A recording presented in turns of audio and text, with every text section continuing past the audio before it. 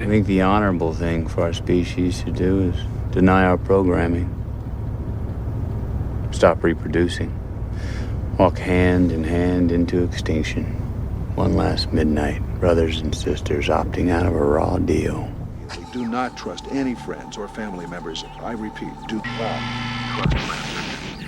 I actually hadn't looked at the full-on pictures of it and just had myself a laugh there because that's fucking crazy.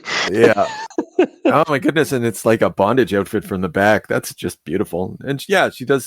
These are very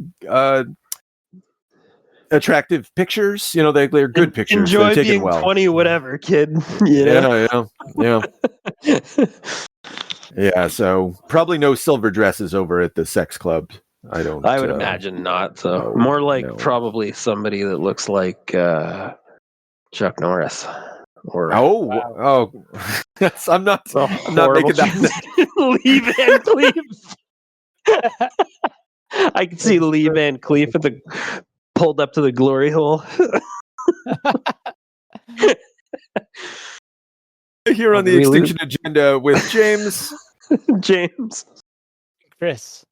I don't have a thing for Chris. Shit. And now I can't wing it because I'm just thinking of Lee Van Cleef at the glory the hole. only man, the most likely man to pull up to a glory hole on the internet. There we go. Very, very good recovery. All right, so all true. I mean, can't. These are all factual. Yeah, right.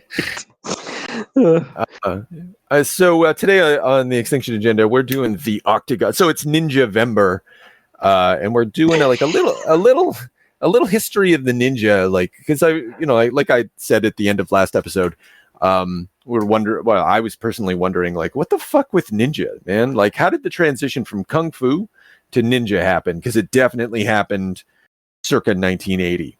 And this movie, The Octagon, is kind of plays a pivotal role in that American trend of a Japanese sort of fad. And also we've never talked about Chuck Norris, and I'm like, the time has come, right? Yeah, this is an excellent choice in my opinion. This is this is barely a ninja movie. Also Ninja-vember tickles me just right. I don't know why. But yeah, there's a lot. Anyway, there's a lot to unpack here. But one of the funnier quotes I read recently, looking up stuff about this movie, was that the Octagon walked so that ninjas could run. Yeah. No, that's the plot fair. is really just weirdly heavy for what this is. When it opens up with like the thermal imaging of Chuck Norris's face and his inner dialogue and the heavy music and the sun setting, why? He's just asking himself these questions. I didn't write down what actually. Does anyone know?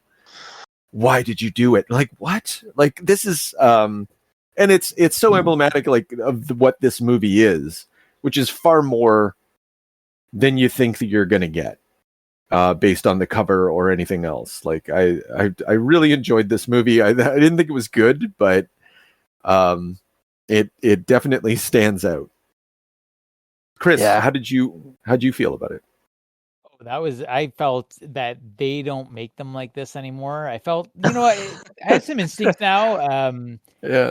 After a few years of podcasting, like, there's some conversations that you require like just a sober state of mind, just like you want to really nail the beats. There's some that go better with a couple fingers of scotch, and this is definitely one of the later, because like, yeah, the movie's wild. Like, it makes some bizarre choices. Like, no one would make a movie like this anymore. But I agree with you. Like, by the end of it, Julia and I were like, I did not regret watching it. I had a lot of fun.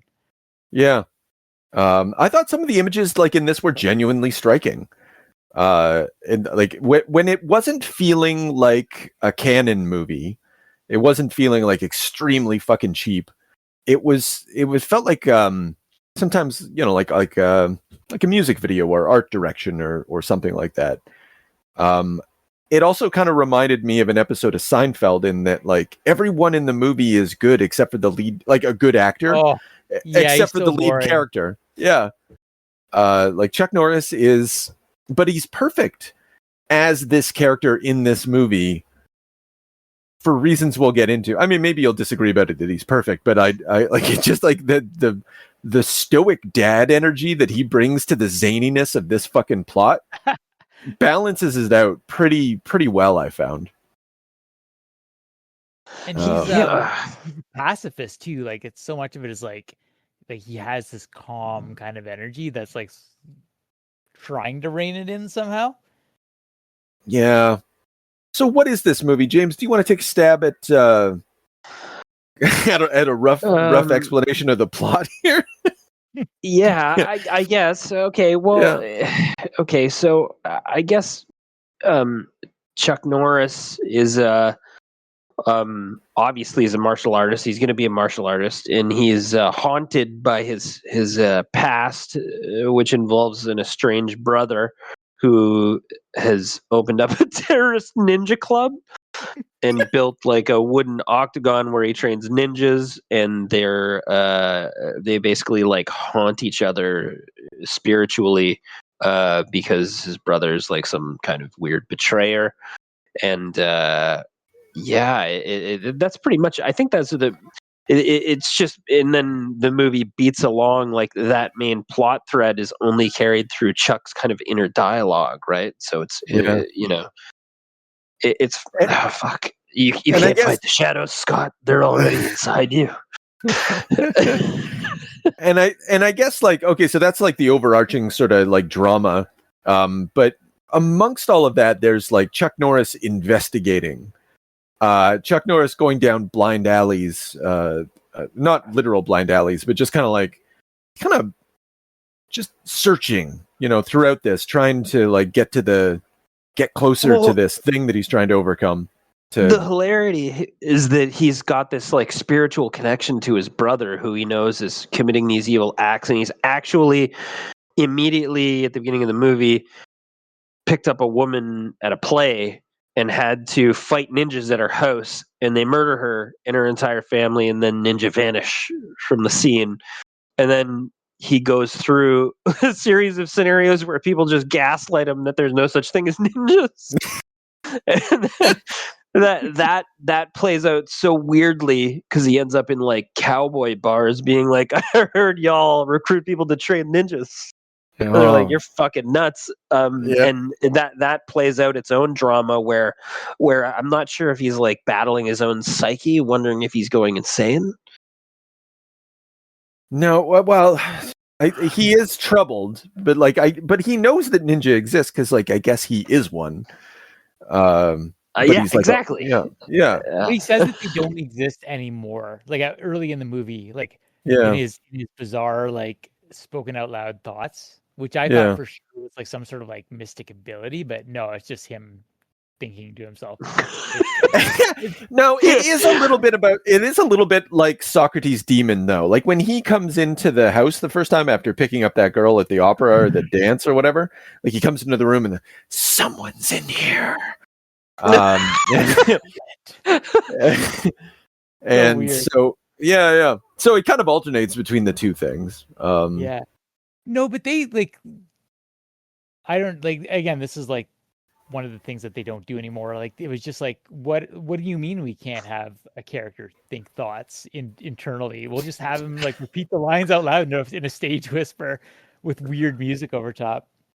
Why did they have him like? Yeah, why did they do the whisper? It's like a dramatic whisper. It's like a creature in his mind. Like it was so fucking bizarre. I've never seen that played out like that. I laughed audibly when the first few times I heard it, and I was like, "What's going on?"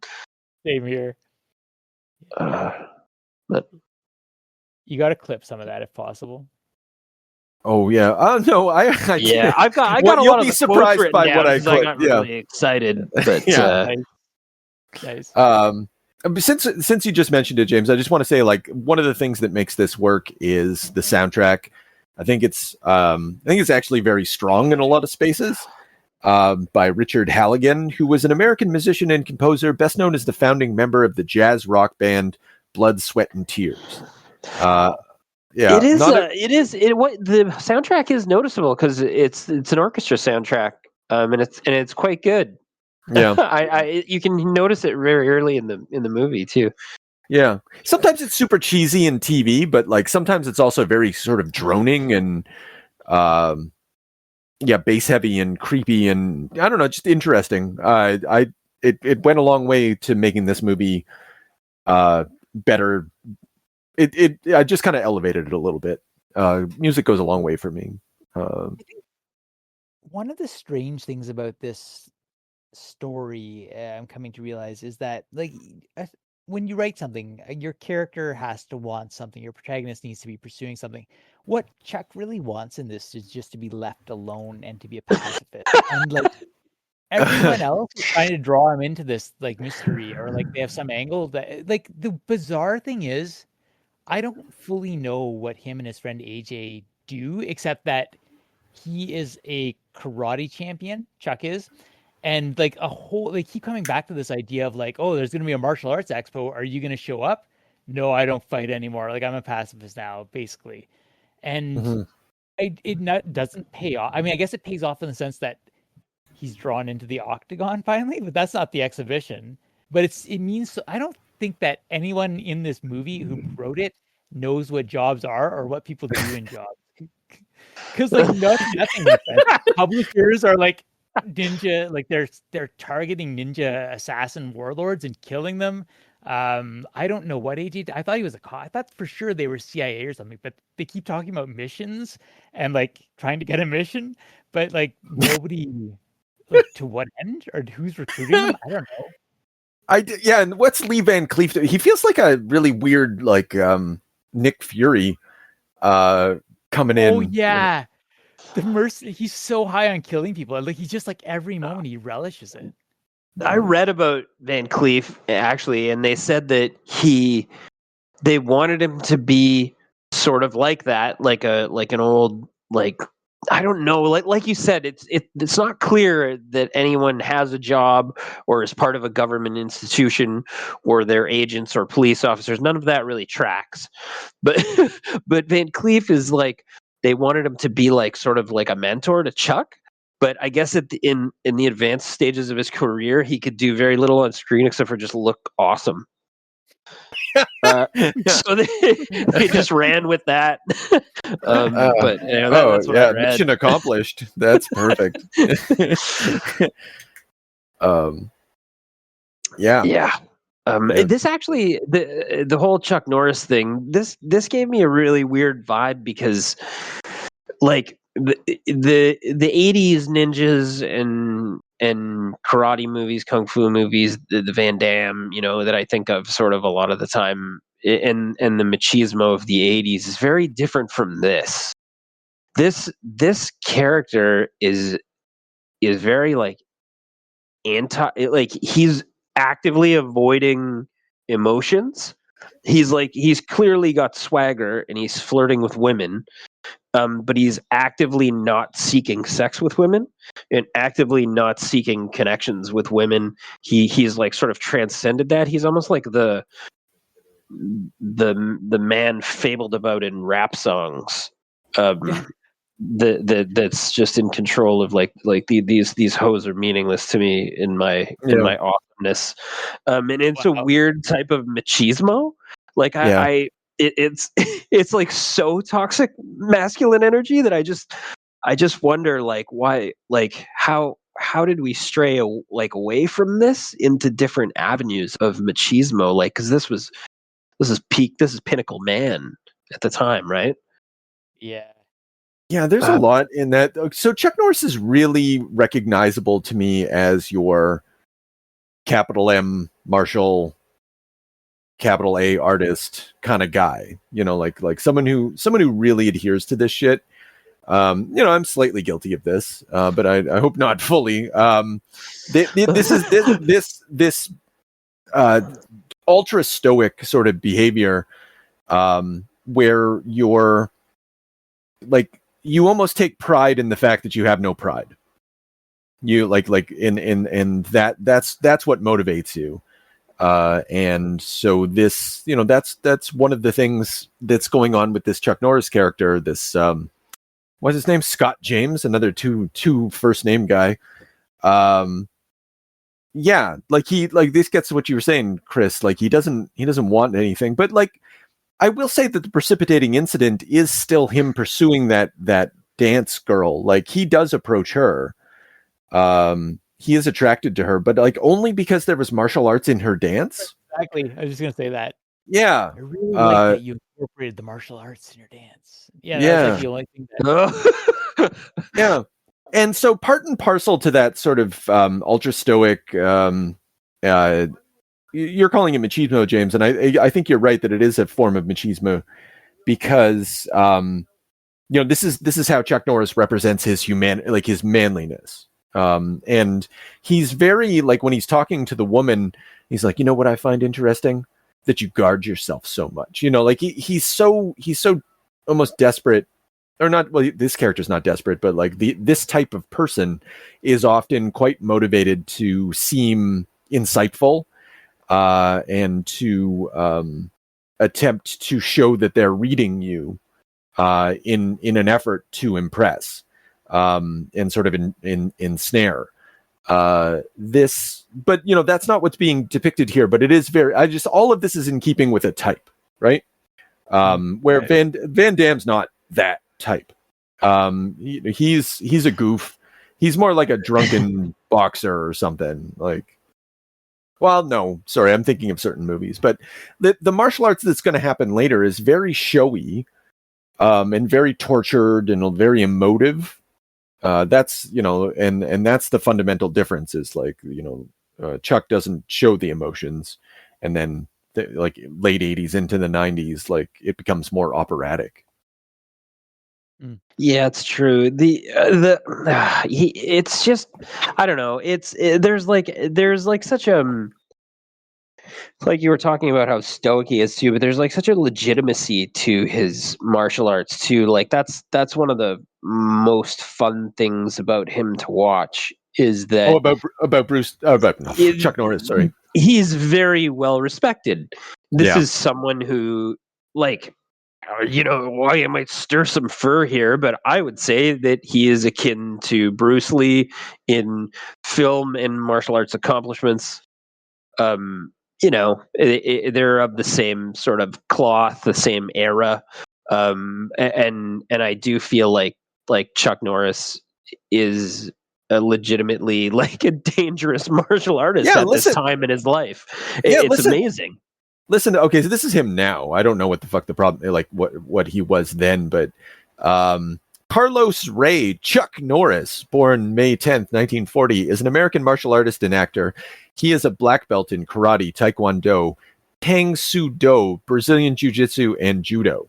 That's they have a citation. I don't know if all of that shit's true, but yeah, he's a legit martial artist. He was he was a tournament fighter at the time.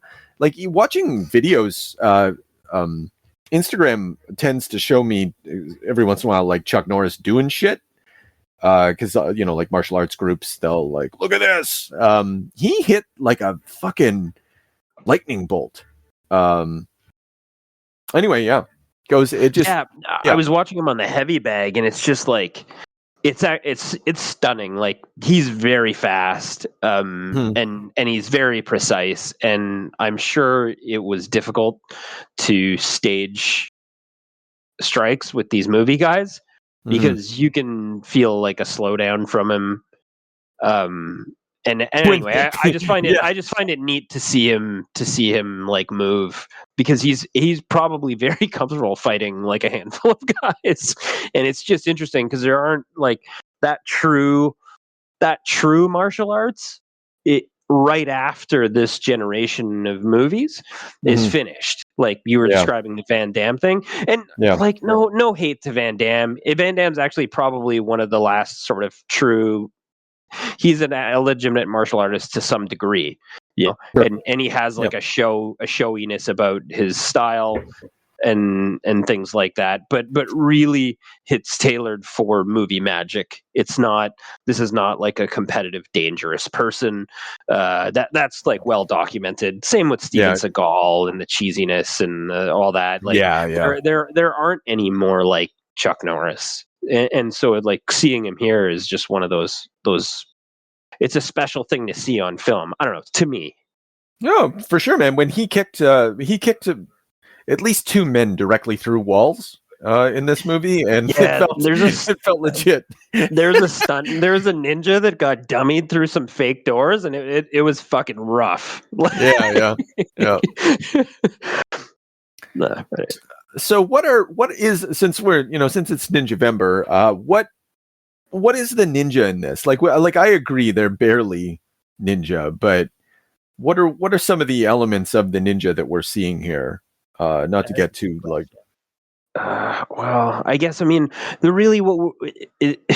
this displays them really as okay. Well, the hidden nature of them, the hidden nature, and not leaving evidence and bodies behind.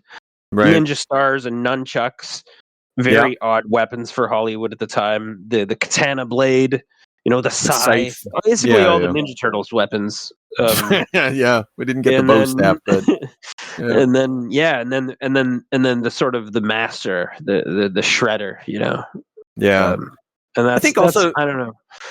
Also, them climbing the walls up to attack him on one evening. Yeah. So there's sort of like they're stealth fighters. So I guess we're seeing the fundamental sort of elements of the ninja, but then when we see them training, it's just a bunch of goons. Fucking goofy, actually. I wrote down key training moments.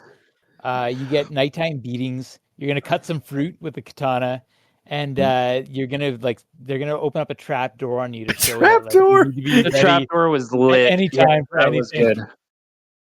Yeah, the scythe through the cantaloupe. Yeah. My favorite part of the trap door is that the guy, so the ninja master or whatever is like, you must not trust anyone, blah blah blah, and you can hear the guy, I'm gonna fucking kill you. I don't know what he's doing, what the intention is there, that he's getting just sort of beat up by a couple of ninjas in the floorboards while he's still lecturing everybody. I think he's just pissed off the guy fell into a hole. I guess. Yeah, and he's embarrassed. The bizarre thing about this is that none of the recruits, even though they've been invited to like this top secret training facility, even though the penalty for defecting is death, none of them seem to know what they've gotten themselves into. And like it's a big diverse group of just jobbers from all over the world who are coming in, and like they're hapless. Like they don't seem to know the rules. They don't Aura, the woman who defects and finds Chuck Norris later in the movie. Like she is all good until she's like, yeah, Doggo wants to take me on a job in Egypt, and she has no concept that they're gonna send ninjas to be killers. It's so weird. Yeah. Well, that's the other thing too. Is I'm assuming that's just the way of introducing the ninja to the American film culture in this scenario. Is that typically ninjas are not random street people, Americans that are just trained and masked up, right? So this sort of gives you that, which this is what the Shredder did, though. Exactly. Also, well, he recruited random thugs, and just sort of trained them to be ninjas, and there was no sort of race or culture to it at all. It was just a group of terrorists, right? Which is sort of funny. They had an identity, which is the Foot Clan, whereas these guys, they don't seem to. Well, I guess they're the Octagon clan or whatever. It's true. And particularly since the first time we see the quote unquote terrorists at work, it's a straight up gang style, gun down. Some guys kind of dressed like a woman, I think. And then the woman's carrying pushing a baby carriage. And then they just fucking murder that guy in his car with an Uzi and book it. Yeah. He was inside the Yeah, carriage. and there are like a ton of there are witnesses, and it's a full street scene, and no one's dressed as a ninja. Yeah. And and they just machine gun the guy, so it's not really And then one of the other ones was like, there's like a sort of a pervert with a turtleneck and a beard that blowguns that woman. Yes. Oh. That doesn't seem to be very ninja like. Also, like, I'm confused about the range of that weapon, but Yeah, I'd be a little curious about a blow. Yeah, because you're right, man. Like you're going to get 10 feet on that at best. But maybe aerodynamics and human engineering. Yeah, I don't know. Honestly, I'd never turned my mind to that, but I think you've hit on something important. You've I think you've shattered a few myths for me today. I love the poster too. The promotional, like the movie cover. That's like it's sort of like an oil painting of Chuck Norris with. And it doesn't feel like a ninja movie. It feels like a rollerblade movie or something. Yeah, it's really great. Yeah. I love that this movie, like Chuck is so dispassionate and so above it all that it takes 3 fridgings basically to ignite him. Like it's like a spark that they're trying to light in him. Oh, Right. thank you for bringing that up. The first lady, like his dance partner, like he is less concerned about her, even though like he fights off a bunch of ninjas, but she's been stabbed, and he just goes out and turns on the generator rather than attending to her. It comes back, and then he's kind of concerned, and then he's interested because like it could be his brother Sakura, but he's on to the next one very quickly. That's really interesting. You're like not. It's more funny in the same way that I think James found it funny. Did you identify this as well? Honestly, this slipped right by me. I did they're like the women are like basically just sort of like tools for his vengeance. So Right. so he gets mad because one dies, and then the other one like recruits him for revenge, and then he resists sex and emotion. I don't know. It's really weird. It's With the third one, so it's just that they're all sort of fueling his motivation. but yeah, I have to tip my hat actually, because like really it's AJ, his friend, who like decides on the publishing Harris when she gets blow darted and dies of poison. Like then he's off to like their headquarters to go confront them, and Chuck has to go after him. And it's really the fact that AJ gets bridged that really pisses him off. Like that's finally when he can take on Sakura. It was all really about funny because AJ's such a piece of shit. Yeah, he's kind of an idiot, and I don't know what he's doing. Yeah. I guess he's sort of on the same path Chuck's on, but he's like just like sort of blowharding it himself. Yeah, he's kind of responsible for her death. Oh yeah, and like when she's like, shit, I forget like exactly how this goes. So there's the rich woman who like latches onto AJ instead of Chuck Norris, and then she finds out. What is he? Does he find out that she went to Chuck Norris first, and then AJ goes crazy, and he's like, "I'm gonna do a thing," and she's trying to chase after him, and she's like, "It's like apples and oranges," right? And it is for AJ. He's very much motivated by jealousy and feelings of inadequacy in comparison to Chuck. But like, and I don't know what Chuck gets out of the relationship though, because. Maybe he just likes this goofy guy, right? Like, I don't know. Like, maybe they went to war together. I get that. I feel they went to war together. So they're old war buddies. That's got to be ultimately what it is. Like, just loyalty among men. Yeah, he just got the worst penis envy. Yeah. It's true. I definitely wrote that in my notes. I forget how I wrote it, though. Anyway. She believed in peace, but peace doesn't believe in me. I don't know. There's so many of them. Were you going to say something, Chris, or? No, but that did remind me that like every time they try to have some sort of wisdom, like it's absolute nonsense. Like everything they say, especially the publishing heiress blows my mind because she's like, I don't know what she is. At first, she's sort of like this damsel in distress that he like rescues from like a flat tire, and then a Trans Am comes out of nowhere and he has to fend them off.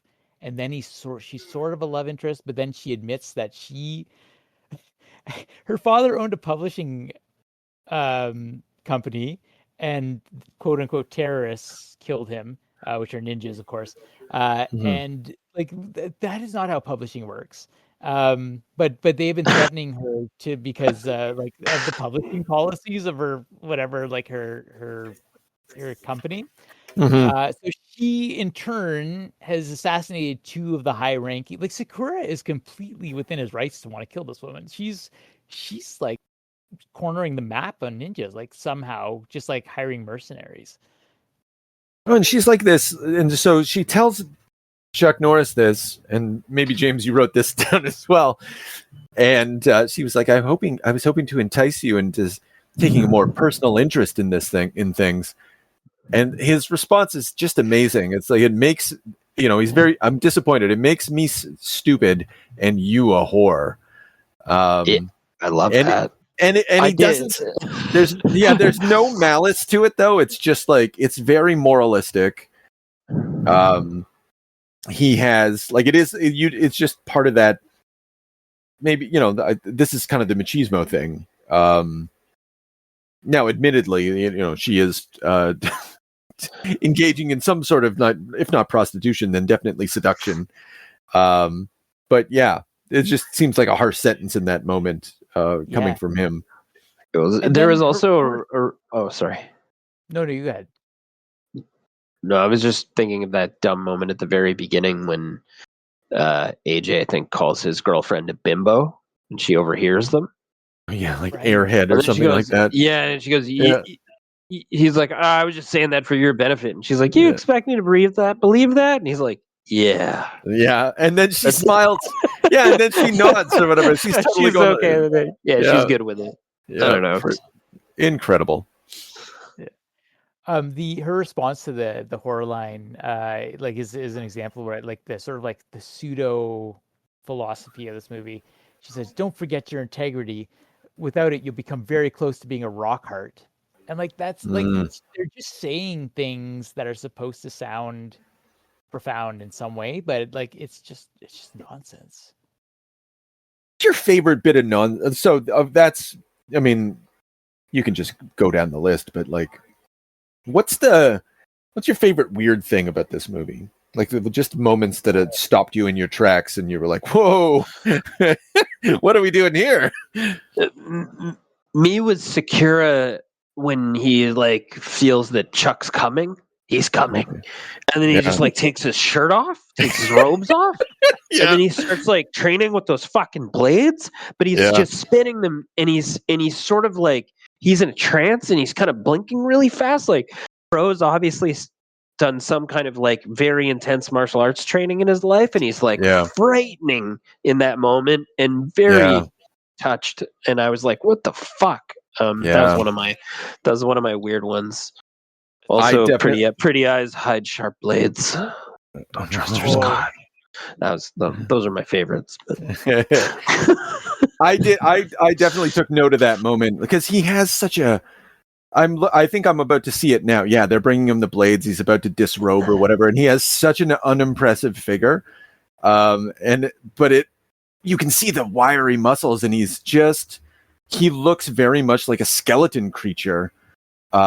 He is the personification of death in that moment. And I was like, you know what? They don't make him like this anymore. I was with Chris. I was with Chris on that. Chris, you got a super favorite moment? Yeah, I think mine is when Aura, like the ninja defectee, the woman who defects. Anyway. She like they've gone in pursuit of AJ. They're in bed together, but like they have like separate bunk beds. Is it the hog? Yeah, that's right, that too. But then like it's almost like a training montage where like I think it ties into that moment, like with the Sakura's like training like that with the sickles, and then but like spliced in with that is Chuck Norris beginning to make love, and it's almost like they're contrasting, like they're both preparing for the moment, but they have a very different angle on it. I thought that was fantastic. I was like, No, what well, is it's sex and death, right? Like it Yeah, is like he is the person. Yeah. It was a very competent, stylish, kind of interesting moment in the movie, and that definitely caught my eye as well. My favorite is when Chuck Norris. It's kind of a dual part. No, actually, there's two of them, but I guess I have to say my super favorite is he ends up in that guy who's selling furs.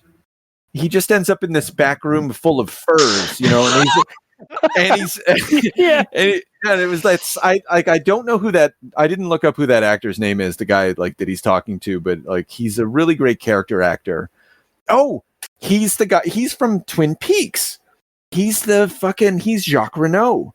Oh, shit. Oh, wow. Shit. Yeah, okay. So he's talking to Jacques Renault, which kind of reminds me of the whole thing had a sort of Lynchian vibe at certain points. Like when my other favorite thing is when Chuck Norris is trying to find ninjas and he just ends up at that place where they're doing like they're just doing the do-si-do. They're basically dancing to the tune of Cotton Eye Joe. Yeah. With ruffled dresses and stuff like that. And it's just like he just talks to this random old guy, and he's really descending into a sort of Lynchian underworld in an effort to find. And I didn't make the connection with Jacques Renault, but like there it is. That just perfects it. That doesn't keep, of course, but like just some of the choices are very artsy, we'll say. I have a theory too about this movie. I think they must have just gotten like some sort of deal on like just like a variety of costumes from some other thing, because like, and hats, because these like play into, like the gangsters, like they'll have like these like ridiculous hats and like the the furs and all that. It's very strange.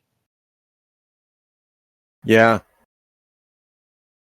with that, okay. Another favorite part, unless you guys have a thing, when Chuck Norris is he's in that branches of that tree, like crouching, and I don't know, it was just very striking. I tried to take an image of it, but Tubi stops you from being able to take pictures of images. Guess they're protecting their copyright, so I'll have to find a way to get it otherwise. But at the end, when he's like approach, okay. Yeah, but he's just like he's gonna attack the base or whatever. There's a couple other things. Like, okay, did anyone notice when Chuck Norris, how hard that girl had to work to get Chuck Norris to have sex with her? Yeah, he was playing hard to get. She finally takes her top off and then kisses him. But I don't know. This is just me. Maybe I took a little too much time here on this. But did anyone else notice his kiss?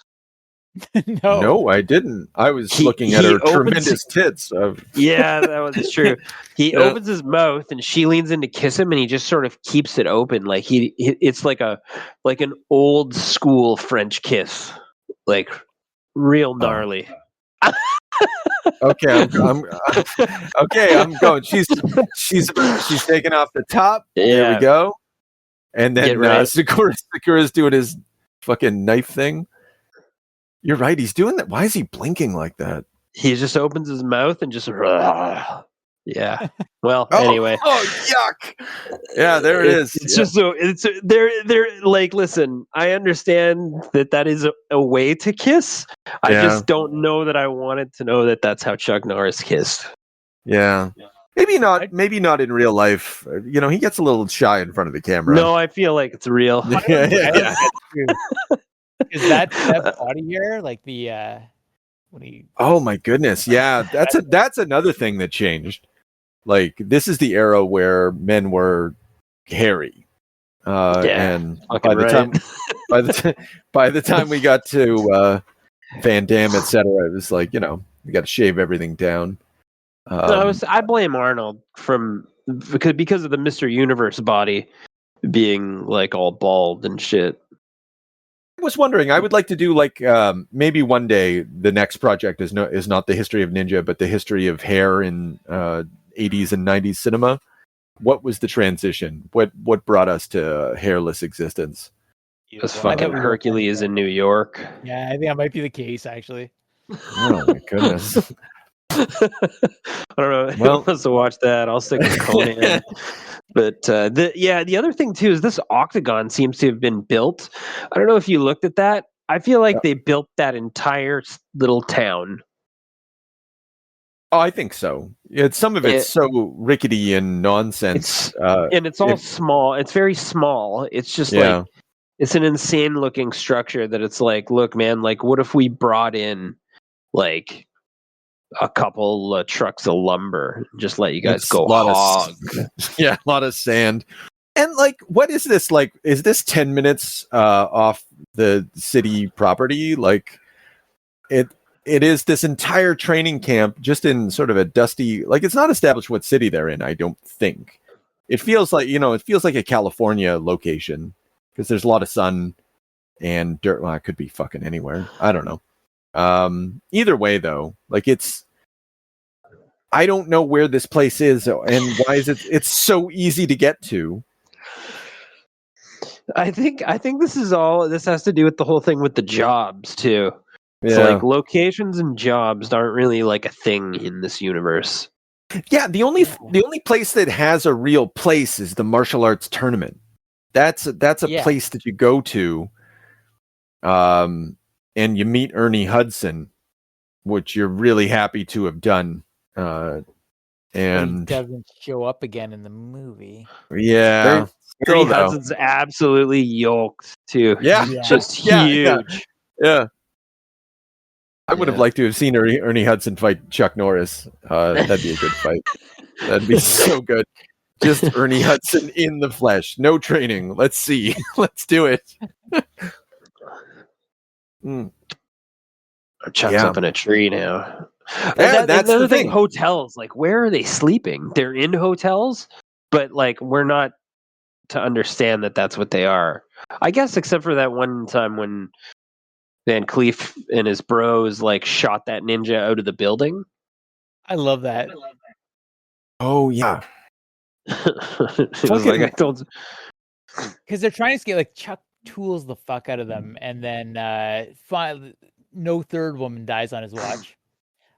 He manages to save Aura, but then like the ninjas are trying to escape. They're rappelling back down, and like the guy's just taking pot shots with like a hand. It's like a 38 special or something like that. Aura's using a bow staff, guys, for the record. Okay, well there it is. The full trifecta. Here it is. I'm watching this movie, like having it sort of on in the background while we're talking. Like there's multiple octagons in this movie. Like there's tiny little pit octagons. There's an octagon building. There was a larger octagon pit structure. Is this where the Octagon came from? Like the MMA, UFC? Is this what happened? Is this where this? So. I think so. It's got to be. And yeah, I hope so too. And if it's not, man, headcanon, official Extinction Agenda canon. Definitely the case. Does this new T-shirt? Chuck Norris invented the UFC. Does this movie have a politics? Well, I'm gonna go with a yes, but I'm gonna have to take a second. I think its politics are embedded. Know. Yeah, I think it's embedded within the attitude of Chuck Norris. That's one. Whatever it is, like, because it's just like whatever Chuck Norris does is Walker Texas Ranger, in its various forms. But does it have anything like larger than that? I don't know. I don't think so, because it doesn't have anything to say about Japan. Like the Japanese-ness of the ninja in this is almost non-existent. Like it has sort of Orientalist signs and signatures, but it doesn't have a sort of Orientalist mentality to it. No, other than they're steamrolling people through the program, like to the point where they're like, "Oh, we got to like accelerate some people and graduate them. There's, like, a new group coming in." Yeah, Yeah, but if you asked, like, I guess women are, I don't know, man. They can still be pretty tough and stuff. Like Karen Carlson, she's competent. She helps Chuck She's Norris awesome in the end. Yeah, when she gets the sword, Yeah. she's like, Yeah, I would say she's like almost like a co-lead. Yeah. Yeah. And so they kind of marry at the end or whatever. Like he finds his martial arts match. So it does have sort of like your typical. It's not your typical romance, that's for sure. It's kind of a beautiful love story if you think about it. Oh fuck! Yeah. I'm just watching Chuck when he takes that sword and he puts it up between the guy's crotch, but kind of like he hits him in the nuts, but he kind of controls him with the sword, bracing across the guy's hips and just like rams his head into a couple of things. That'd be an awful way to get beat up. He drowns a guy. It was right after he drowns the guy in the creek when he goes into the little like steam house or whatever. Watch how he dispatches that fucking guy. That's unbelievable. It'd be terrible. Sorry, I see what you're saying. Oh my, yeah, the martial art, the action in this is incredible. Like his capacity to move from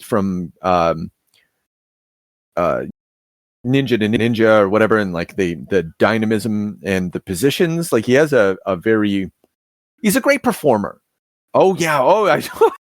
Sorry. Now I see exactly what you're talking about. That's so dirty.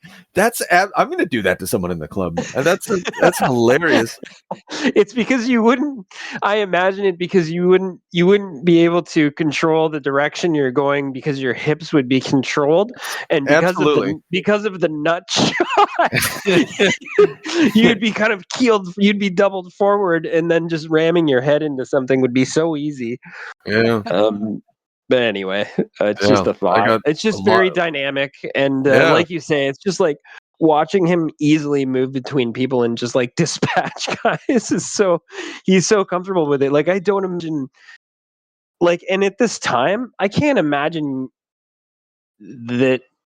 Like really, I imagine that he's probably responsible for the majority of the smoothness in your fight choreographing on his own. Yeah, I think so. He's in a cage now. Jesus Christ. They're about to kill AJ. Yeah. That guy at the end was very on fire. Oh yeah, but not as much as Freddy Krueger, but it was good. No. It was still a long time to be completely on fire, and I was like, oh boy. Yeah, it's good to see. I'm right into that fire. I honestly felt like I may at some point just like flip to the last 20 minutes of this movie again. Just like it was a really good sequence, like you guys are saying. Like after the journey to get there, was not disappointed. The katana Sai fight was great. The foot drowning, very good. There's just there's things I maybe haven't seen ever, and there are also things that are like just very creative in terms of like martial arts sequences in like sort of street fight scenarios that I just don't know how they came up with it. So kudos to whoever lined that shit up, but whether it's just Chuck, maybe that's why he's the man for the time for action movies. Well, because this Eric Carson guy, just prior to this, what did he he filmed a movie, like it's a documentary called Dirt, and it's about fucking off-road racing or some shit. Sorry, I found this on IMDb. Eric Carson, here we go.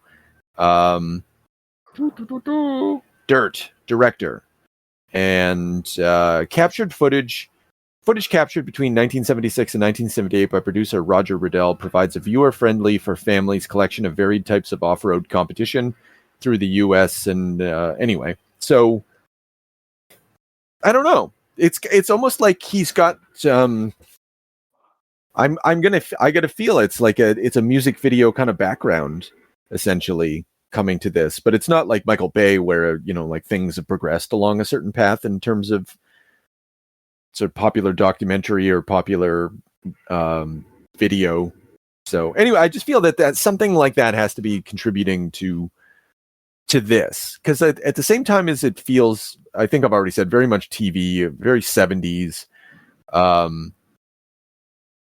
That house just exploded. Yeah, it has a dynamism to it that is assisted by Chuck Norris, but also has a little something extra to it. Like particularly that fight at the end with Sakura.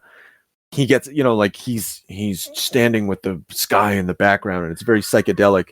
And then it's a shadow play at the end where like there's an illusion that he's lost, but in fact he's won. And that's cool stuff, man. You honestly do not see that in movies, like action movies nowadays. And not that all action movies should end like that, but I think I'm like also very surprised by Chuck's Japanese sword fighting, like katana fighting. Right. It's very clean. It's very clean. Like it's very proper, and it's very like it. I don't know. His form's very good. Like we've watched enough samurai movies here on the agenda to see that like this guy can do it. Yeah. So it's just, I don't know, it's pretty neat like to see that that he's disciplined enough to bridge across all these styles, because there's like you say, there's judo throws, there's jiu-jitsu holds, there's choking you in a creek, there's there's samurai sword fighting, there's standard karate. There's just a lot going on. Yeah. And it I normally watch a movie more than once, before we talk about it, but I didn't in this instance. I felt I'd had it the first time, You've seen it all. That's fair. That's fair. Well, I went all the way. I went to the moon. I fucking cooked some toast on it. We're done. I feel like it's not right that I didn't know about this movie. None of us did. Okay, so how I found out the importance of this movie, I watched, actually one of our listeners shared it in YouTube, but I had already watched it. It's a history of what's a site called, the Bad Movie Bible or something like that, and he he'll just go down various trends, like RoboCop trends, and like all the movies that spun off from RoboCop, and he did a YouTube video about the history of depictions of ninja in film in the 1980s, and like talking what established the trend and what solidified the trend. So this helped to establish the trend. No idea. I had no idea. And the next movie we're going to watch after we talk about Frank Miller's Daredevil is going to be a movie called The Revenge of the Ninja, which apparently like sets the sort of archetype of what a ninja movie is going to be going into the 80s. Like the movies not that just depict ninja, but are ninja movies, like American Ninja and so on and so forth. So that's going to be a fucking blast. We're going to have a good time. When are you going to stop treating me like a leper? I'm sorry, it's not intended. Well, I know I'm not the most righteous person going. I never killed anyone. Never even hurt anyone. Except Jimmy Suttles, who deliberately set my hog on fire. You had a hog, huh? I didn't have a hog. I had the hog. He won all sorts of prizes.